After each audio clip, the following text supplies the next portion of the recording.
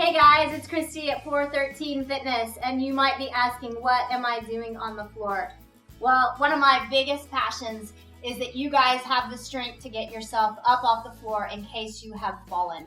Here's the deal, it's a reality. It happens to all of us, regardless if it's a Parkinson's thing or not. We're probably gonna all end up on the floor at some point. So do you have the strength and the knowledge to get yourself up when it does happen? When I started this gym 4.5 years ago, that was one of my biggest passions, is that you had that kind of confidence.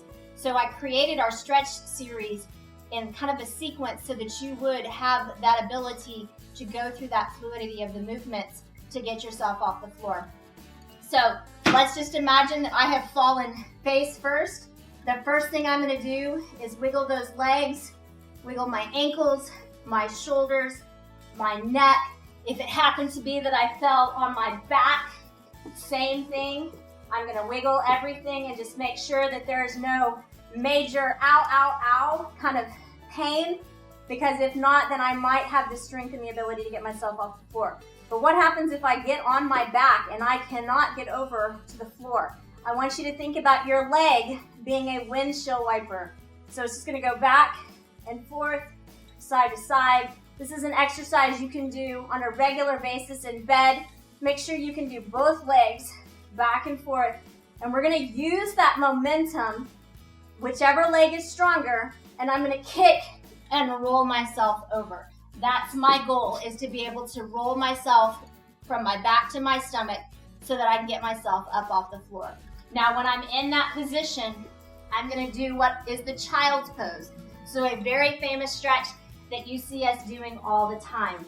So let's practice that a couple times, bringing our belly to the floor and pushing back into that child's pose. This is one of our fantastic power moves that we are constantly incorporating into the class.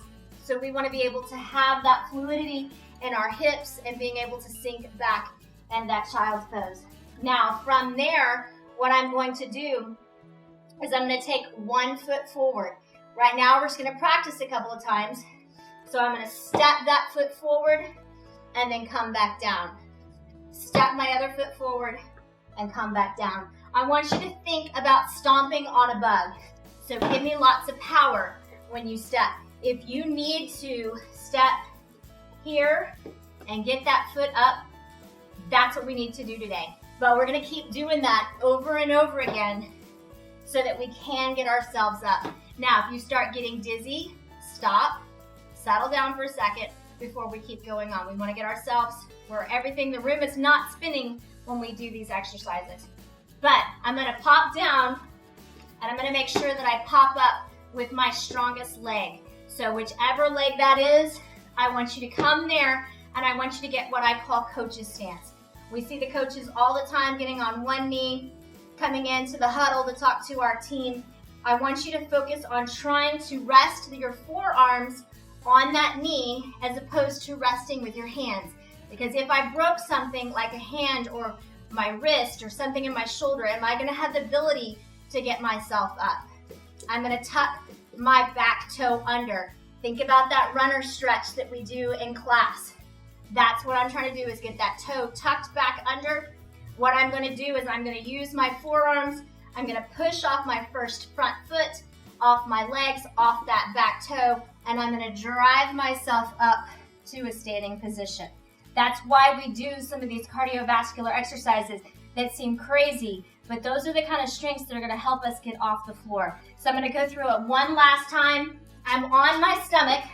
I'm gonna push back, sink back, come forward, 1 foot forward, resting in that coach's stance, tuck my toe, and drive myself up off the floor. Now another option would be to put yourself close to a bathtub or to a steady chair. You can push off that and then come up. Other way would be resting those hands on the floor, pushing yourself up to that steady position. Here's the deal, guys. I want y'all to have that confidence. You need to be practicing it on a regular basis, because just like stop, drop, and roll, I hope you never catch on fire. I hope you never fall. But are you gonna have the know-how to do so if it does happen, if we don't practice it on a regular basis? Thanks for tuning in. I'll see you in our next video.